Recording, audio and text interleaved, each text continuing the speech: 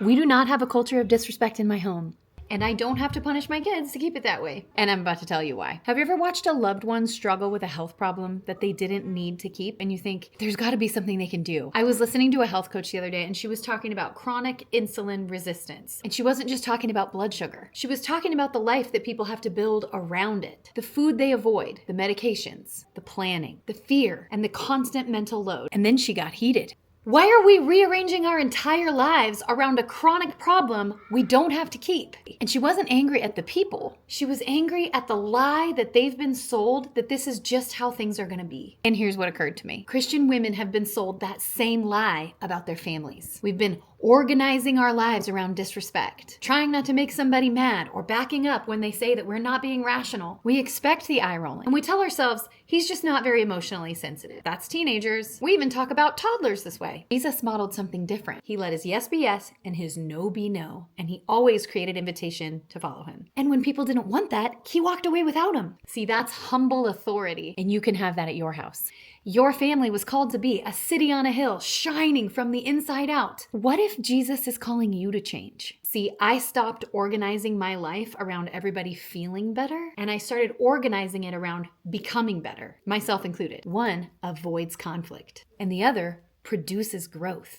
Disrespect is reversible, just like chronic insulin resistance. I feel like I'm walking around with a secret. So if you're done waiting for God to do something that he's called you to do, then I have something exciting for you. Next week, I'm walking a select few women through a 5-day coaching sprint where you're going to learn this humble authority. You're going to find out exactly where your boundaries come from so you don't wiggle about them anymore. You're going to discover what godly leadership looks like for a woman at home, and you're going to find out why you haven't been able to follow through before and how you can now by dealing with the lies in your heart that you've believed about who you are and what you're here to do. I can't wait to see this happen for you and your house because y'all, you don't have to keep working to keep a problem. Let's just get to work to make the problem go away forever. You don't have to take it from me how powerful this work is. Just listen to a few of my friends and then check out the doc below. I'll see you inside. This 5-day challenge showed me really clearly how to make boundaries. Katie knows really good how to explain what you need to show you how to heal and expose your lies you believe. She's bringing scripture into real life to make it more realistic for a mom in a daily struggle. We just got back from a family vacay. It was the best trip we've taken as a family ever because we had so much peace. Not because people didn't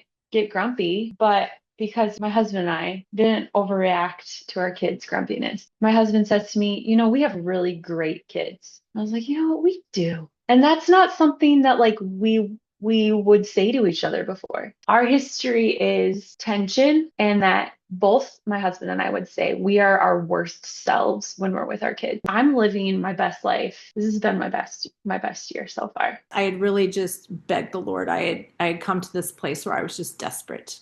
I didn't know how to fix things in myself. And so this whole journey has been a revelation of unearthing. It's like layers of an onion. My husband noticed a change and then started asking questions. Our conversations have completely changed. So that was the shift, just like trusting and actually being present to see what God's actually doing in my life and being able to receive those things. Honestly, the Brave Moms Academy has been the shift because it's been able to clean off my lenses of the glasses I was looking through.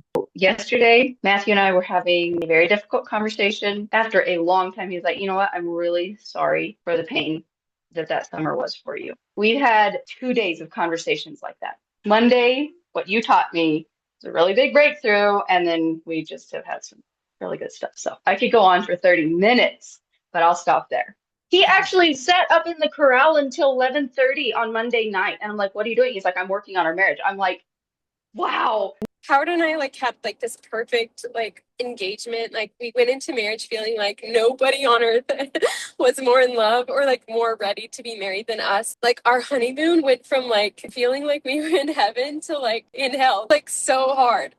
And everything came crashing down and it felt like, do I even know this person? And it's just such a full circle moment to be on this side of a trip.